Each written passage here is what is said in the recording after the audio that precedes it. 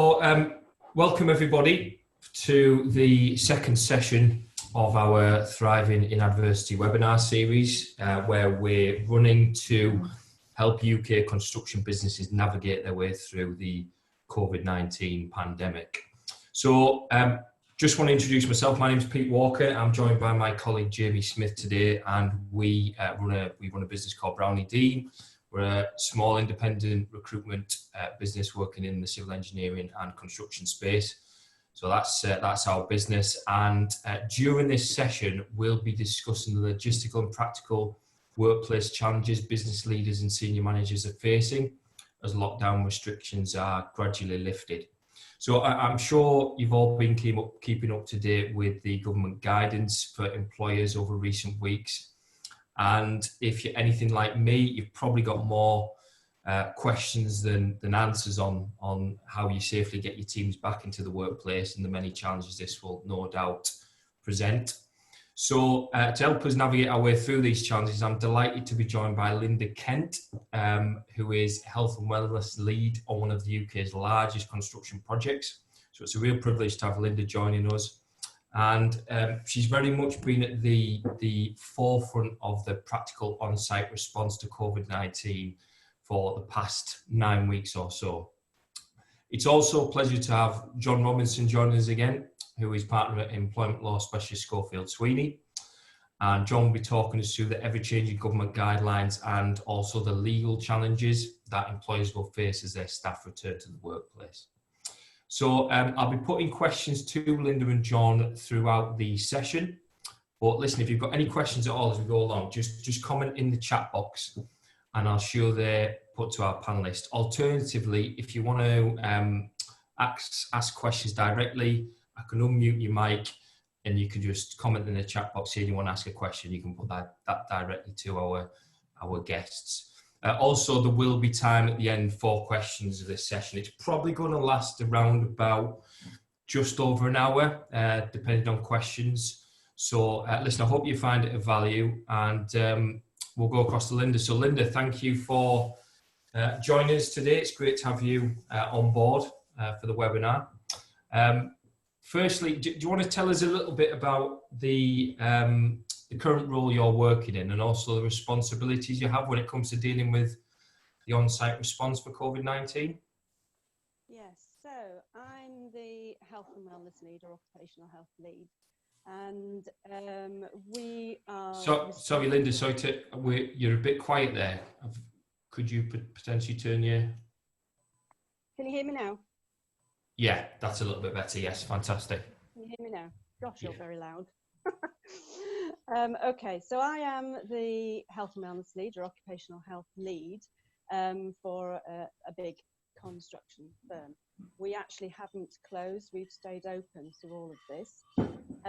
So my main role is to assess people fit for work. So anybody who comes as an employee to us, or any of our subcontractors who don't happen to have a fit for work, a safety critical fit for work certificate. So we're making sure that everybody is medically, physically and mentally fit. We also look after our employees and subcontractors' well-being, mental health being a big topic over the past little while. So we work closely with the hygienist and with health and safety. So they are assessing the exposure levels of dust, fumes, noise, vibration, and we all work together. So if the exposures are high, then we will do the appropriate health surveillance. I work with an occupational health physician who also does the clinical assessments. So we are almost an offshore medical, which is more than most providers do, but it's part of our company policy that we do this. We also do management referrals and sickness absence. So we're working for every aspect of looking after everybody. So COVID-19 has been a massive challenge because it's completely new to everybody, and including all of us, all the occupational health and health people, healthcare people. So to keep us open and going to as much as we can, because a lot of people then were self-isolating, they started to work from home, people who could work from home did. Subcontractors sort of left the site because they were unsure of how everything was going to pan out. But that was fine because it meant that we had to put our heads together. So I was liaising with the site contractors, site managers, health and safety, on how on earth we can sort out getting people back into work if we possibly can, and keeping them safe. And that was our main resolve. So we went through loads of things, from getting testing on site, how we were going to do that. The tests weren't validated, they weren't accurate enough, and quite frankly, they should be all at the NHS anyway, but the kits that were available were coming from all over the world, so we couldn't really possibly go down that line. So we decided we'd go for temperature checking on everybody coming in to the site. So we've done that. We had the contactless thermometers to start with, and now we've gone on to the thermal imaging camera, which is a lot easier. There's nobody's touching anything, nobody's going anywhere near anybody. So that's what happens. They come onto the site. We have social distancing is the biggest thing that we struggled with to start with. So putting plans in place for our offices, for example, and on site. And that was fairly easy when we didn't have a great deal of people on site. We could do that quite easily. So markings on the floor. In the offices, we had every other desk is taken out of commission, so people aren't together. But we do still have a little bit of an issue of people passing in alleyways, in little aisles going up and down. But to be fair, people have moved out the way, and we're getting to grips with that quite nicely. We have stopped meetings, big meetings. Our toolbox talks and safety meetings are outside now, which is okay now, the summer's here, but we do have quite a big covered area, all adhering to the social distancing. Obviously, toolbox talks, can't do presentations, know where to do them in a safe environment. So it's all printed out, handed out to people, and it's you just go through, or the health and safety team just go through reminders for the social distancing, etc. So PPE was one of our other big things that we found a big challenge. Couldn't get it, can't get it anywhere, and it was all going to the NHS, and quite rightly so, to be fair. So masks, or face coverings as the government likes to call it now. So we were trying to find and source the face masks, so the FFP3s, absolutely couldn't get them. And then when we could, they were desperately expensive, which I'm sure some of you will have found out anyway, and the P2s as well, so expensive. So hand sanitizer, couldn't get that for love nor money. We ended up getting some from an e-vape place. They were making their own, and some people have gone into it, haven't they, like distilleries, engineers. They're all making that. And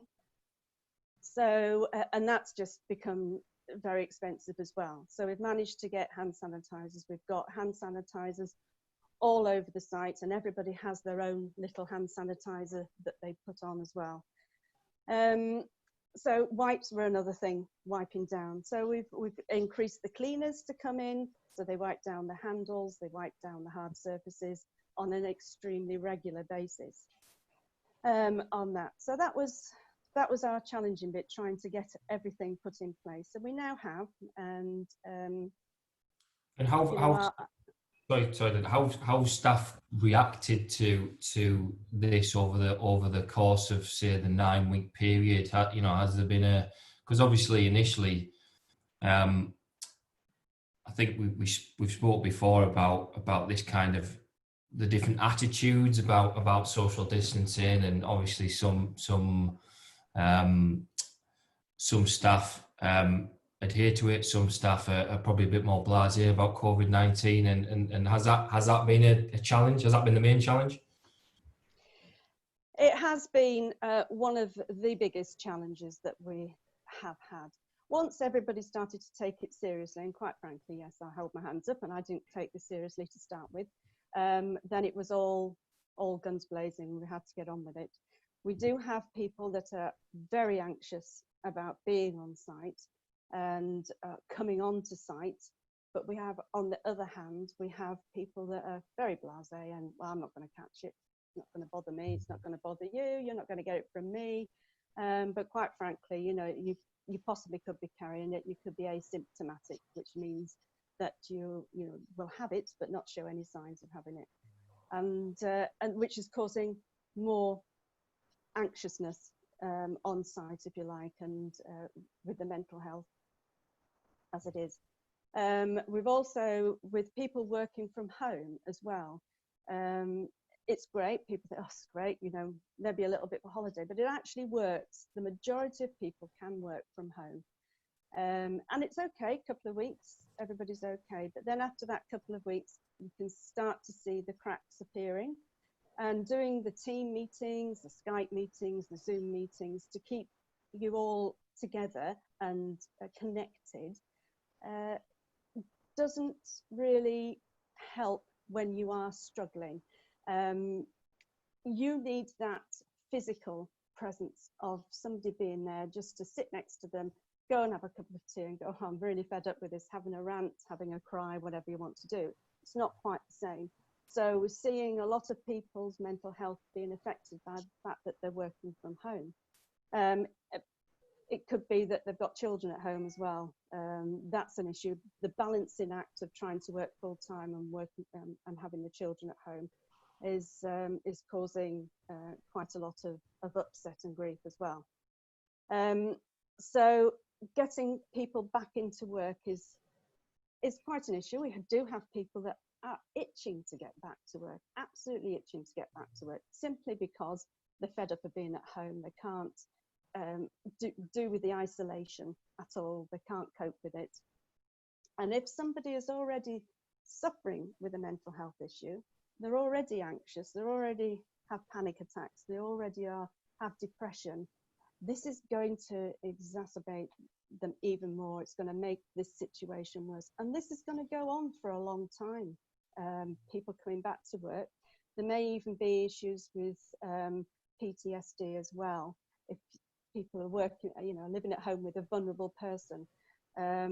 We've had instances where people are in hospital and they've died in hospital on their own, not being able to get to funerals. We will have people like that come to work, and that is going to be a big issue, and we need to be able to deal with that when we get back in. So the well-being of staff, it's all right getting people in, putting all these physical plans in place and making it safe, but looking after the mental health, the well-being of somebody when they come back is going to be key to keeping the productivity going on site or in your business. Yeah, I would agree with that massively. I mean, has there been a kind of shift over time in what you've seen in people's mental health? Because I think I'm taking my experience personally. We as a business have been in outside the office now for almost 10 weeks, and my mental health is frayed, but I think also there is a bit of nervousness about going back into an office environment for me now. So I think, have you seen that kind of shift over time? Is that something you've seen? Yes, because more and more people are starting to now come back onto site. They're gradually coming back onto site, particularly with the easing of the lockdown that we're having. And there are a lot of people congregate around, particularly in the welfare. And you can see the people that aren't bothered, but you can also see the people that are terrifically bothered. They've spoken to myself, they've spoken to HR, they've spoken to the line manager about coming back. How can we as a company make them feel safe? So it's just having everything there to help them. So if they are getting really, really stressed about it and they can work from home still, then we are suggesting they still work from home. Obviously, if they're an operative, that becomes a different issue. But we're also, part of my role is to assess people if they're in the vulnerable category or the extremely vulnerable category for coming back to work. So we have sent forms out to everybody, particularly the office people who are coming back in, to assess their risk. So the risk that we are assessing is if they are, for example, if they are diabetic, if they have a hypertension and are on medication, what medication are they on? Their age, and yes, the fact that they're a male does go against you on this particular COVID time. And even your BMI, that is a big factor as well. That's been taken into account. So I get all the information back. I work with my occupational health physician, and we assess people who want to come back. So we have a handful of people that are in the high risk category. So the high risk category is almost your shielding, would be your shielding. So if they were to come back to work and they contracted the disease, then they would be looking at a potential fatal infection. High risk, slightly lower, a serious infection. So this is what we are trying to decide, and keeping everybody safe so that they are safe. Within this health risk assessment, we will be looking, we're putting a risk assessment through with the health and safety. And as you know, the government guidelines have now said that everybody with the ease down has to have a risk assessment done. So this helps towards our risk assessment in the workplace. I have a copy, a template copy with examples on that. If anybody wants to have one, I can quite happily email, or Peter, you've got a copy, haven't you? So you can send out a copy. So Yeah. just give you... What I'm going to do, so for all attendees on here, I mean, everyone who's actually registered for the webinar, I've got everyone's email addresses, so I will send out this specific kind of risk assessment. And I know Linda, you probably tell us a little bit more about this in a minute, but as far as I'm aware, for the government guidelines, there's guidelines there, but there's not an actual template there that No. will take away and use. So I think for small businesses, this is vital, really, isn't it? So where's the the risk assessment you're using? Where has that come from? That's come from a company called Alchemist that send things out periodically to help, but it's one that can be used throughout. It's there on their website to download and get, but it's really helpful because it has all the questions that you may have already thought about, but things that you might not have already thought about. For example, Legionellas. So if your office, for example, or on the site, or in a big building, has been closed for a long time, switching on the air conditioning, using the water in the pipes, they've been stagnant for so long, they would need to have a risk assessment for that. So running the pipes, the water through the pipes for a certain amount of time. And it's something that people haven't thought about. And it's something that you need to think about. So it's got little bits and pieces like that in it, but you will, for example, that it'll go through travel. So getting people on and off site. We are one person per car. So everybody brings their own car onto site, and we're in the fortunate position where we have a huge car park that we can, at the moment, accommodate most people. Social distancing to go on there, the impact at work for getting people back, for mental health as well, putting all those sort of things in place. And then but that can be, I can send you that, or Peter can send you that anyway. You can use, some things might be relevant, some things might not be. You just take bits that you want out of it, but it will help you with the relevant questions that you need for COVID-19 to do this particular risk assessment that the government would like you to do. I mean, just sorry. Go on, Linda, go on, carry on. No, I was just going to bring up on the mental health side of things, getting people back for that, for the well-being and mental health, and how to deal with that.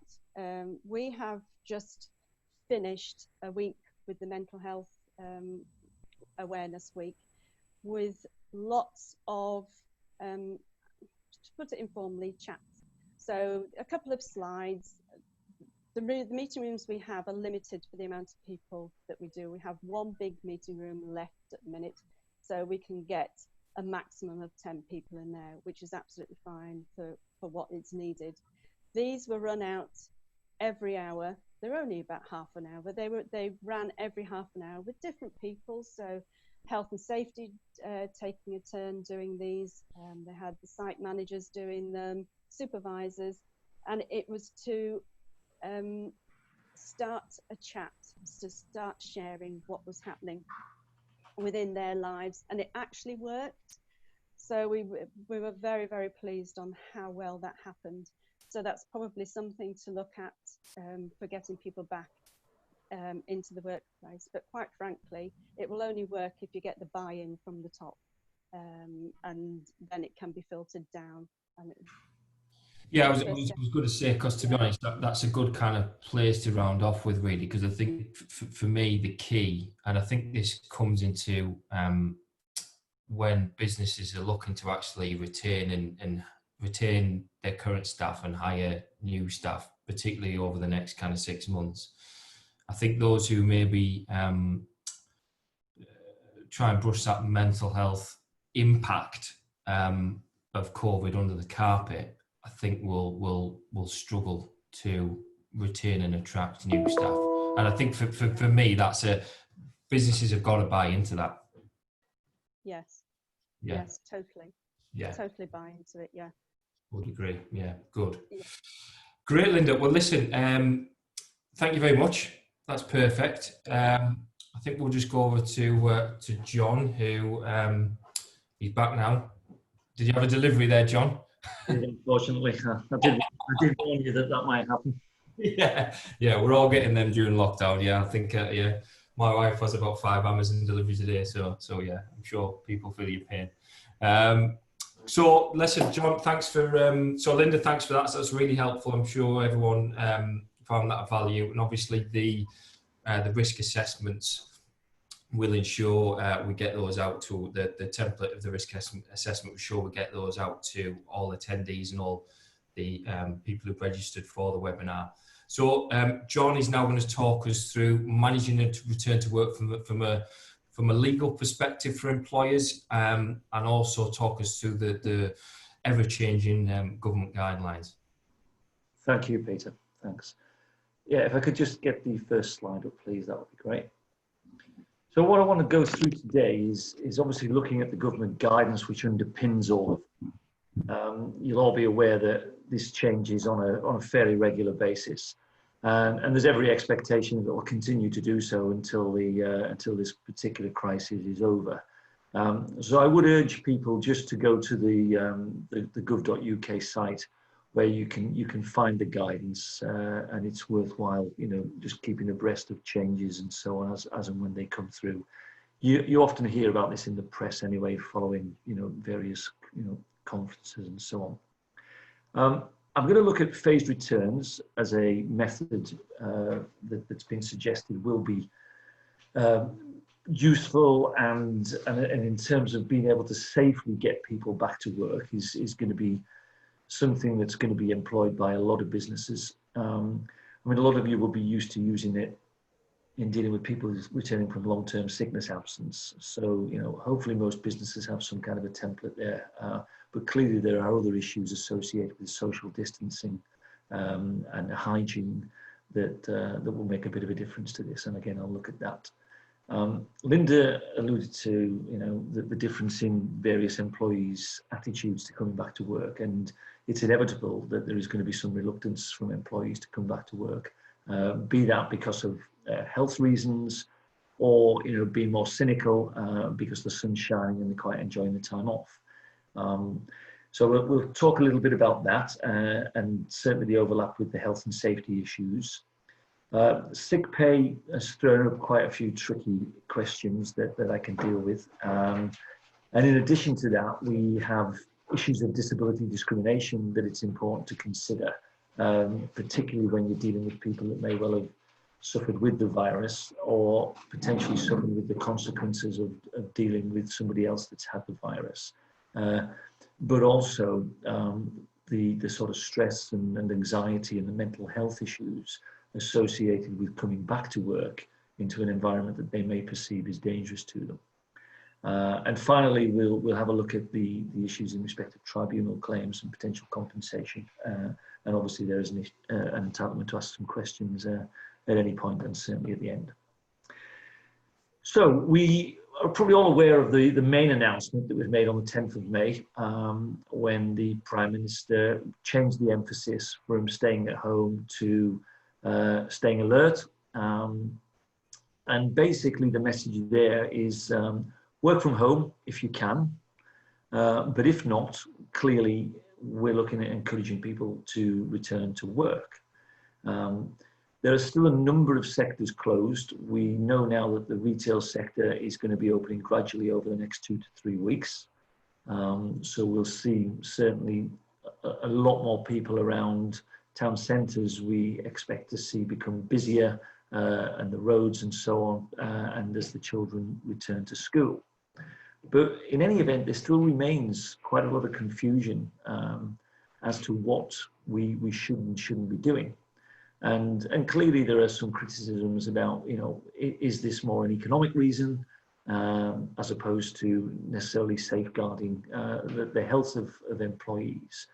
And if you have a workforce which is unionized, then you ought to be prepared for some difficult questions coming your way from the unions that will be seeking to protect the welfare of their members in the event that you're seeking to have them return to work.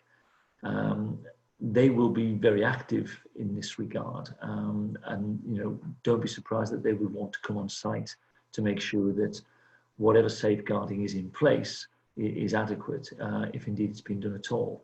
And obviously employees remain concerned. Linda mentioned some very good examples that she's been dealing with, and we're getting instructions on this on a regular basis. And indeed we have since the onset of this, so we don't expect that to go away anytime soon. But from a business perspective, it's really incumbent upon you to make sure that there is a transparent and open process here, so that you can reassure your staff that you are following government guidelines, you are undertaking the necessary risk assessments, and that you are putting in place a safe working environment. And that is going to depend entirely on the type of business that you're running, and also the size of it and the number of staff that are involved. Clearly, the smaller the business, the less it will suggest that the less disruptive it will be. But again, it will depend upon the physical nature of where you're working. For example, our office, obviously we are desk bound, primarily, and tend to sit in rows, in pods, and we're reorganizing ourselves to the extent that we will never have more than 50% of staff in the office at any one time, and that enables us to sit at a reasonable distance apart, and maintain the social distancing that the government is suggesting that we need to do. Okay, next slide, please, Jane. So in terms of returning to work, there are a number of categories here that you need to consider. Some individuals will be shielding, or they will be living with somebody that's shielding. And the advice here is, for those individuals, work from home if you can. Now, there are clearly going to be some individuals who can't work from home because of the nature of their job. But if they are part of these, particularly vulnerable groups, then you're going to have to accept that their return to work is probably going to be delayed. Similarly, other vulnerable groups, including pregnant women, where the advice is work from home, or at least if you can go to site to do the least risky tasks to enable you to socially isolate to a greater extent. People that are living with vulnerable people arguably should be able to return to work, provided that they're not exhibiting any symptoms themselves. Then the guidance suggests that they can indeed return to work. And that then just leaves the rest of us who arguably can do. But again, it comes down to sort of individual choice and the way that the business operates. Again, citing my business as an example, we are giving the option of coming into work, even in circumstances where there'll be 50% of the people in the office. It is a choice, and if you prefer to remain at home, then that's fine. We're allowing that. There are going to be issues associated with coming into work in any event for employees that have to rely upon public transport. Now, whilst you may be satisfied that the work environment is entirely safe and that you've put in place all of the measures that are required, you still may have staff that have to put up with the fact that they're going to get onto a bus or a train or a tram, where social distancing may be very, very difficult. Now, we know the government are investing additional funding in making public transport safe. But my understanding is that that hasn't occurred as yet.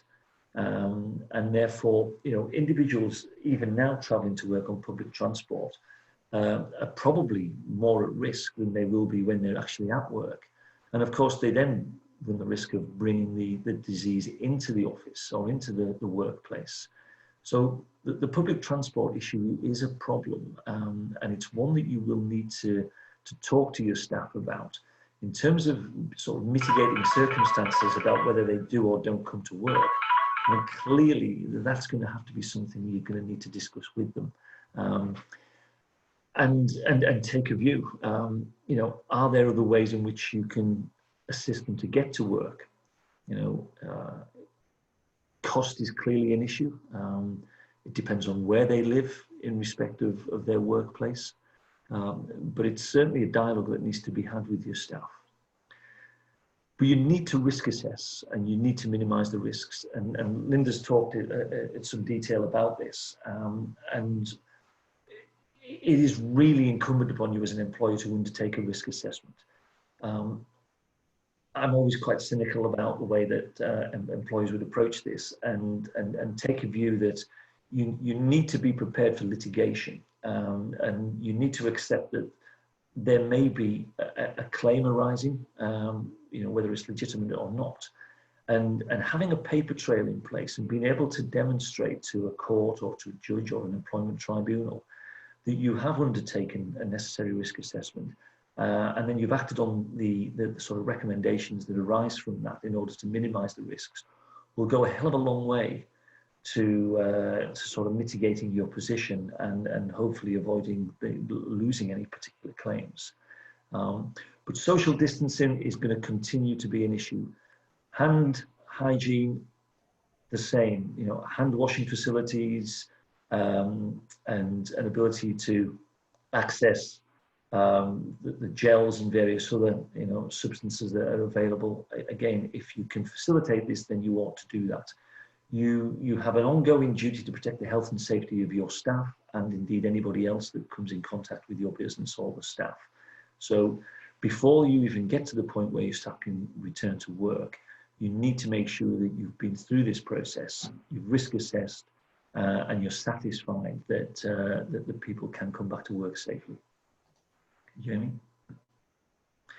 So how are you going to do it? So let's assume that you're satisfied that you've undertaken your risk assessment, you've got your markings on the floor, you've got your desks separated, you've got your porta cabins isolated, whatever it may be. you need to start thinking about how you're going to get people back to work. And one of the considerations is, do you do this on a phased basis? So do you start to prioritize your staff? Do you look at the key staff that you need for particular projects or particular parts of the business or particular clients? And you look at bringing them in first. And you look at rotations. I mean, we've organized ourselves into 2 complete teams. And the idea is there will never be 2 teams in the office at any given time. So we have this rotation, which will continue until it becomes safe to change. Think about, the benefits the particular staff can bring, but also think about, other considerations. Think about those that are in vulnerable positions and shielding or at high risk, or indeed have childcare issues.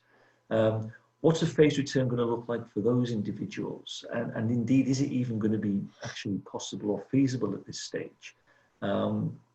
You need to talk to your client, to your staff. They need to understand what the position is with the business and why it is that you would want them to return to work at any given time, and what the parameters of that return look like. And for those individuals that have concerns, our advice is, well, you need to have a dialogue with them. You need to understand what those concerns are, and you treat it a little bit like somebody coming back from long-term sickness absence. Your responsibility as an employer in those circumstances is to do what you can in order to assist the return to work of your employee.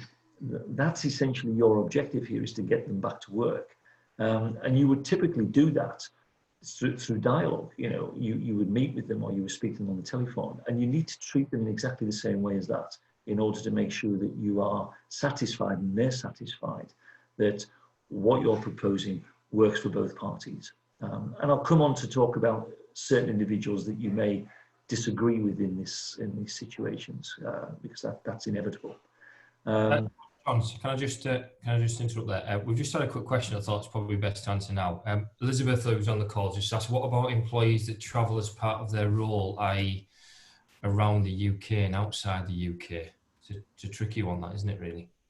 Well, again, you would need to undertake a risk assessment in that regard. So, I mean, if we assume that they do so in a private car, then that's fine. They're not exposed in the way they would be if they were traveling on trains or other forms of transport. So for those individuals that are traveling in their own car, what I would say is that your duty of care is going to extend to making sure that wherever they're going are also compliant with the government's guidelines. So if you're sending a member of staff off to see a client,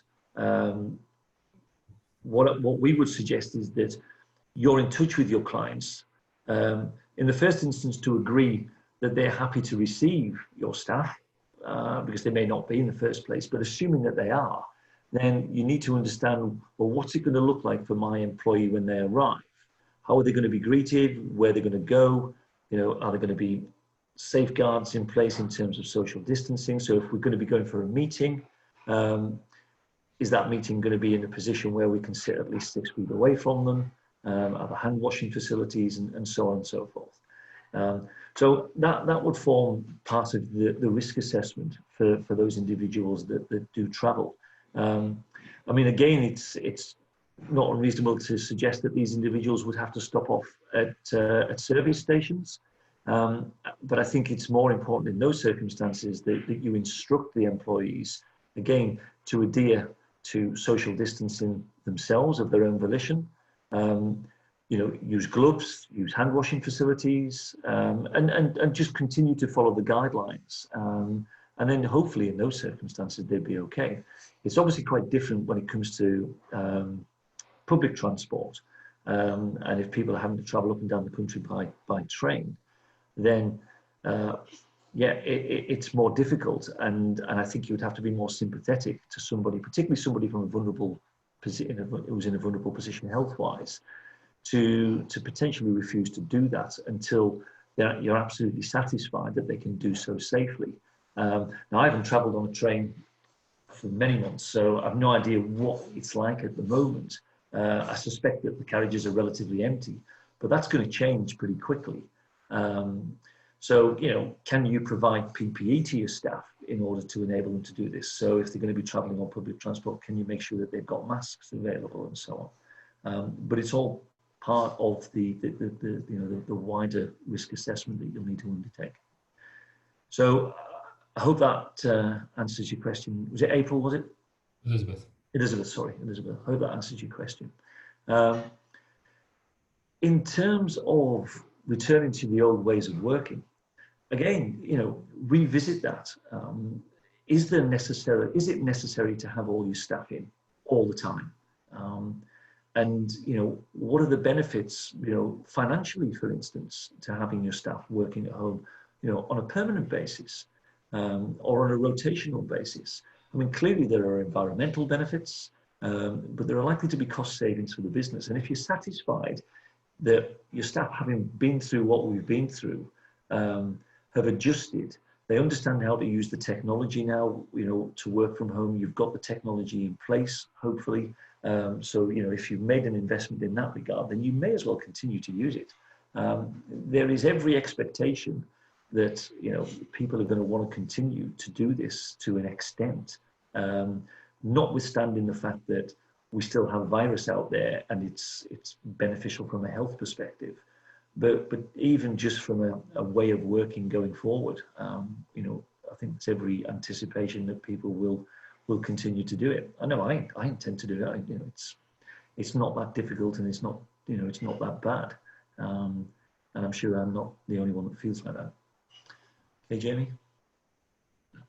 So I mentioned you're going to get some staff who will be reluctant to come back to work. And Linda's obviously experienced this, you know, firsthand. Reasons, health is the main one. Childcare will be an issue, particularly until the children go back to school completely. You know, that's going to make life a lot easier for a lot of parents. But at the moment, I think it would be a reasonable excuse for an awful lot of people to say, I can't because I've got nobody to look after the children. And I think as an employer, you're going to have to be sympathetic to that and travel, as we've already discussed. So you're looking for a workaround. You're looking for a way to alleviate their concerns. You know, think about the effect on colleagues here and how you can deal with this reluctance, because you're going to get a cohort of people that will come back to work. As Linda have said, some people are just not concerned about it and they're straight back to work and they're happy about it. But those that are not, that absence is going to have a knock-on effect on those that are at work, because you would typically expect their workload to increase as a consequence of that. Now, that may not be too much of a problem in a transition period where, you know, the economy is relatively stagnant in any event. But as things ramp up, then the expectation is that the staff will come back to do that work. And if the perception is from the colleagues that are at work that people are not coming back to work when they ought to be, then there's going to be issues in terms of morale and so on. So it needs to be dealt with. And you do need to consider whether or not this is a disciplinary issue. You know, there is a distinction between a can't do and a won't do. In a can't do situation, where people are, you know, for good health reasons, perhaps not able to come back to work, you know, you would deal with that in a very different way to somebody that won't come back to work, despite the fact that you've put in place all the safeguards that are necessary. They have no good argument that you haven't done that. And you have a genuine and reasonable suspicion that they are essentially milking this situation and essentially don't want to come back to work. In those circumstances, you need to consider whether or not you want to actually take disciplinary action. Now, of course, this is a pretty unprecedented situation that we're in, and I can't go to the case law and dig out case law on how tribunals have dealt with disciplinary action and dismissals and so on during a pandemic, because we've never had it before. I suspect there will be a large element of leniency, but what will be of absolute paramount importance, as it always is in any contentious matter, is a paper trail. So make sure you record all of the discussions that you have with your staff. If something needs to be followed up in writing, make sure that you do so, even if it's just an email. But it's really important that you keep that paper trail. And I would suggest that you keep it you know, for at least sort of 3 to 6 months till after they return to work. It's something that may be very helpful in the event that we do end up in a tribunal situation. Okay. Think about alternatives here. It isn't always the case. Something just popped up on my screen. That you have to continue with the status quo. You could offer people unpaid leave. Now that's not necessarily going to be very attractive, but you know, in the circumstances, it may be an option. There is clearly an encouragement to staff to take as much annual leave as possible during furlough. What a lot of employers are concerned about is staff coming back to work, you know, with 15, 20, 30 days holiday still in the bank, and seeking to take that holiday within the holiday year. Now, the government have already extended the period by which holiday can be carried over to 2 years, so you can take advantage of that. But bearing in mind that if staff take holiday, they're entitled to full pay. So if you've got staff that are currently on 80% pay and they have annual leave, and there is some reluctance for them to come back to work at the moment, then that's an option for them to actually start using their holiday and being paid in full. More punitive methods may be to reduce pay and essentially say, well, you know, if you're not going to come back to work, we're not going to pay you, or we're going to reduce your salary, you know, accordingly in order to try and incentivize them to do so. But not only that, you know, you're not getting any value for money. You're paying somebody and you're not getting any work from them. So again, if you're satisfied that it is reasonable for them to come back to work, then the threat of a reduction in pay is something that may assist. There is also a statutory right to time off for dependents. Now, ordinarily that's 2 to 3 days to sort out a family emergency. But if somebody's got childcare issues that they think they can resolve within a relatively short space of time, then give them that time, allow them to use the time off for dependents regulations that they can rely upon. It's usually unpaid, but that's obviously discretionary. And similarly with parental leave and the parental leave regulations, you know, there is something there, but inevitably it includes no pay, which is going to be often a sticking point. The other thing to be cognizant of is health and safety and how you deal with concerns raised. And this is important. I can't really stress how important this is. And it is mainly because we anticipate that there will be litigation arising from this. Now, those of you that have staff that have got less than 2 years service, you might be quite, you know, comfortable with the fact that, yes, we can dismiss them, you know, with relative impunity because they're not in a position to be able to bring claims of unfair dismissal. And that's absolutely true, generally. But if somebody is dismissed because they've raised a health and safety concern, or they've taken some action to prevent a dangerous situation, or they stay away from what they rightly believe to be a dangerous workplace, and you dismiss them, that's an automatic unfair dismissal. So understanding what's going on in your employee's mind is really relevant. You know, is it their reasonable belief? So how can you manage that risk?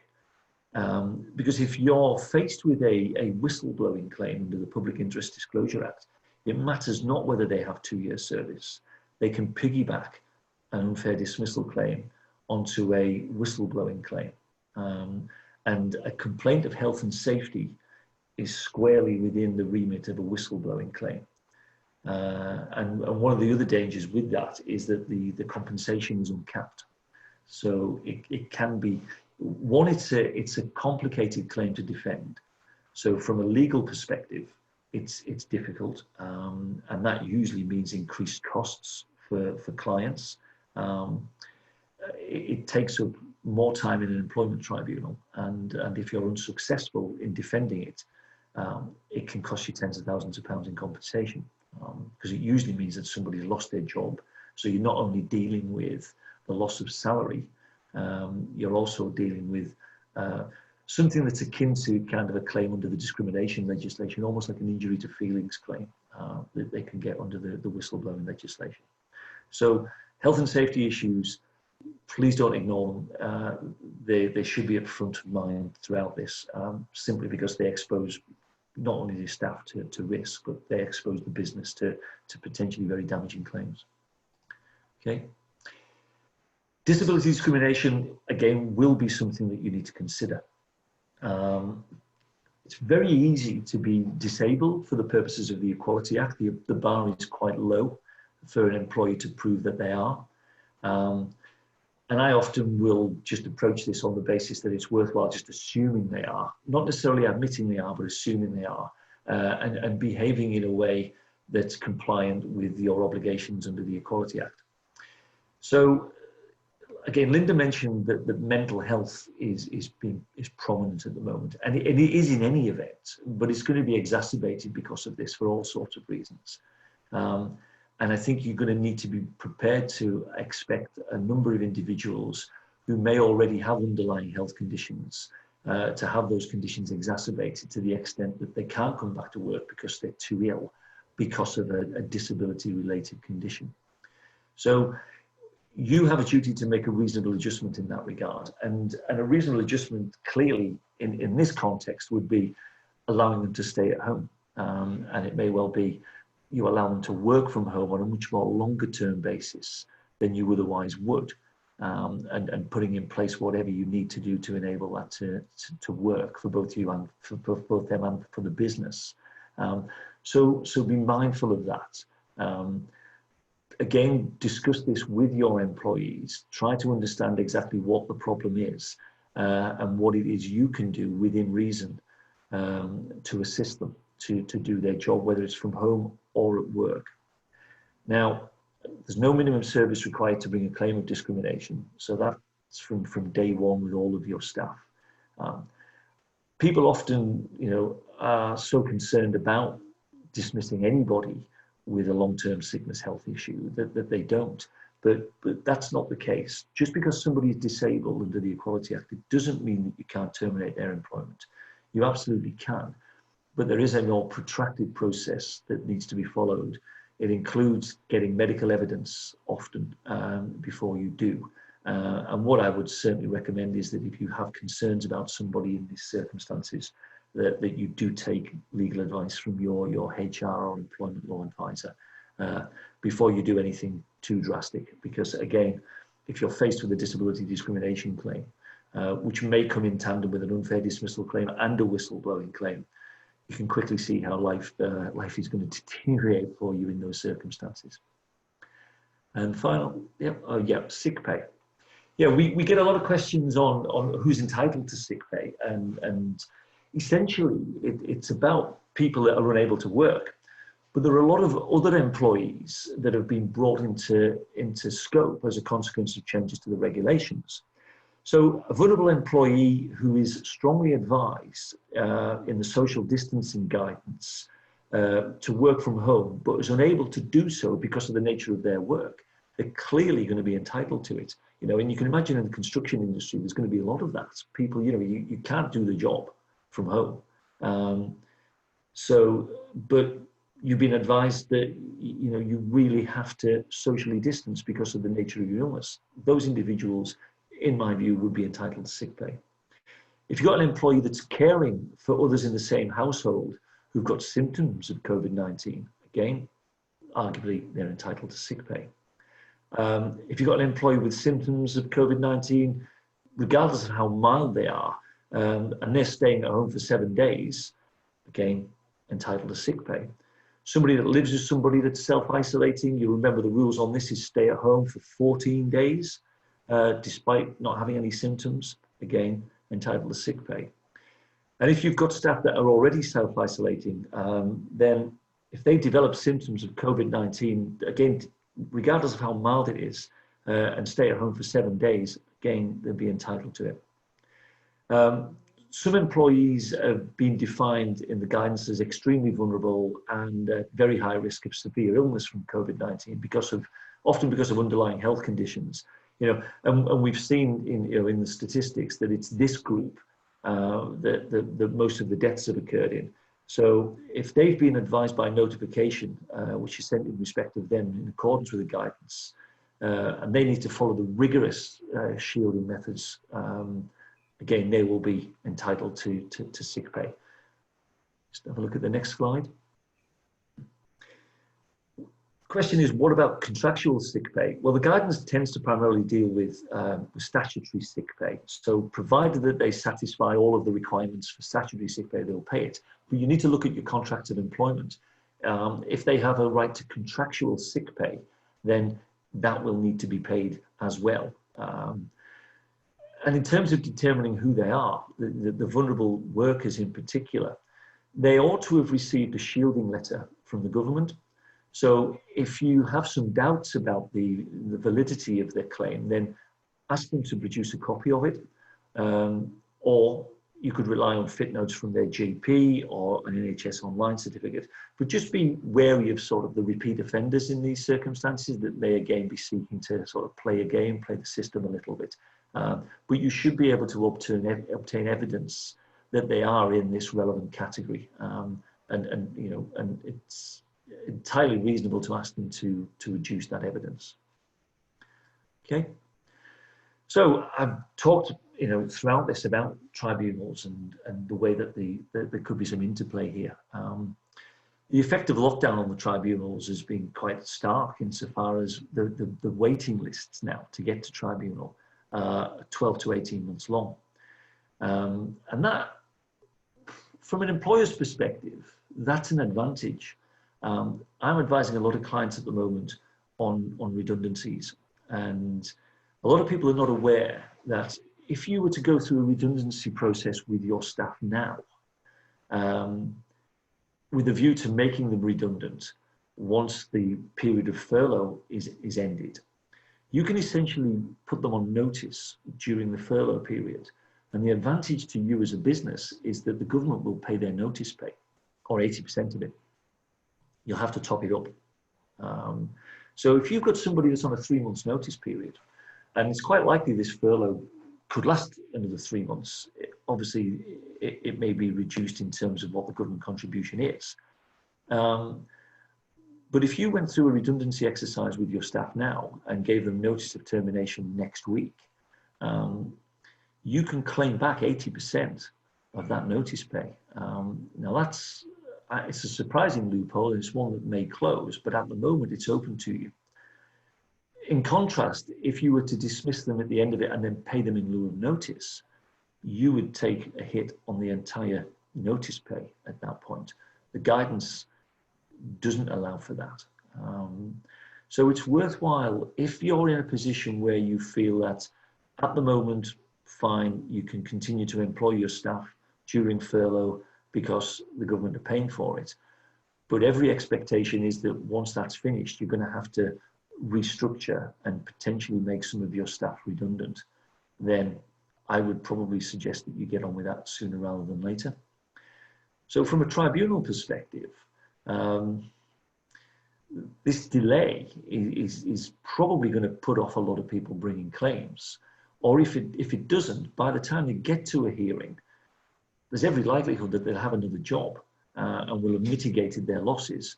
So the value of the claims, you would hope, would be significantly less than they otherwise would be in ordinary times. And the delay just may put people off completely. There's going to be very few people that can afford not to work for 12 to 18 months.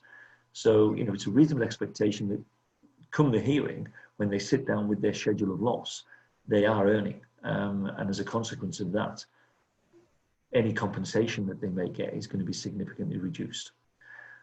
Obviously, the caveat to that is it may be more difficult to get a new job at the moment, you know, and if we go into a recession. But we have to wait and see. We just have to wait and see. There are a lot of unknowns in that regard. So I hope that's been of some use to you all. I know there's a hell of a lot of information to cover off, and things are constantly changing. We'll be sending updates out on a regular basis. So if you want to receive an online update, you have my email address. You can let me know. We can put you on our database and we'll make sure that we keep you up to date. and we will be doing further updates like this, I would have thought, between now and when all this is over. Okay, Peter? I think you're on mute, Peter. Apologies. My email kept pinging, so I put myself on mute. Yeah, great, John. Really, really good. Thank you for that. If anyone's got any questions they want to put in the chat box before we go, that's fine. Jamie, I don't know if you have anything to ask. Yeah, I was going to ask a question just to John, and maybe if Linda's dealt with this as well, but whether Linda's had to deal with any employees who basically aren't following the guidelines since they've put them in place on site. And from John's point of view, how would an employer deal with staff that are just repeatedly not following the guidelines? Yes, from my perspective, can you hear me? Yeah, we from can. My perspective, yeah, okay. Yes, I mean, we do get people who don't follow the guidelines. They seem to think, because they're out in the fresh air, that makes a massive difference. But what we are all doing, rather than taking any action on it, is just reinforcing why they need to do the social distancing, why they need to keep washing their hands and with the hand sanitizer, etc., with constant toolbox talk reminders. So the safety briefings that we have in the morning outside, it's constant. The supervisors are all keyed up so that it's a constant reminder, because it's very difficult. I mean, this is the new normal for us, which is alien to what we normally do. And we all like to group together and be together. And it is very difficult. And yes, we do have a couple of people that are just pain in the backside and doing it because they think they can and they think it's quite funny. But it's all dealt with just through toolbox talks and a chat, really. Yeah, I think that there will be issues arising in this regard. It's always important to bear in mind that as an employer, you're vicariously liable for the actions of your staff, and there are going to be more people sensitive to social distancing than others. And if in the event that individuals are either negligently or deliberately avoiding, following the guidelines when they're back at work, then I think it's important that as an employer that you do deal with that promptly. I would certainly suggest that everybody is told in advance of their return to work that if they fail to follow the guidance that's in place at work, and they do that repeatedly, that it will be treated as a disciplinary matter. And I think it's fair and reasonable to do that. I wouldn't necessarily suggest that the first time it happens, somebody is taken through a full disciplinary process.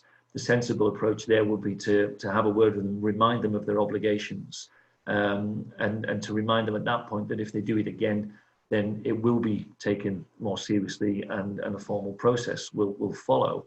And I mean, ultimately, if you get repeat offenders or you get people that are stupid enough, to do something worse, then in my view, it would be a gross misconduct offence. It could be that bad. I mean, we've seen certain people in the media where individuals have been spat at. If anybody was stupid enough to behave in that manner, then that's clearly gross misconduct, and I would have no problem advising on dismissing in that regard. If it's just people that are, I don't know, on a fairly regular basis just flaunting the rules, then you take them through the process, be first warning, second warning, final warning out, and you would hope that they get the message in time. But you've got to be concerned about the individuals that, if you don't deal with it, those individuals that are complaining about this, if they were to resign in those circumstances, my view is that they would have a claim of constructive dismissal against you as an employer for not dealing with it. And it's you're back into litigation territory. Yeah. Great. No, that's great. And are there any more questions, Pete? No, I think that's it. Okay. Just want to say thank you then to John and to Linda for coming on. It's been really, really valuable. Obviously, our email addresses are there for any attendees who want to get in touch with us. But as Pete said, the template of the risk assessment is going to be sent out to everybody who registered under the webinar. If anybody's got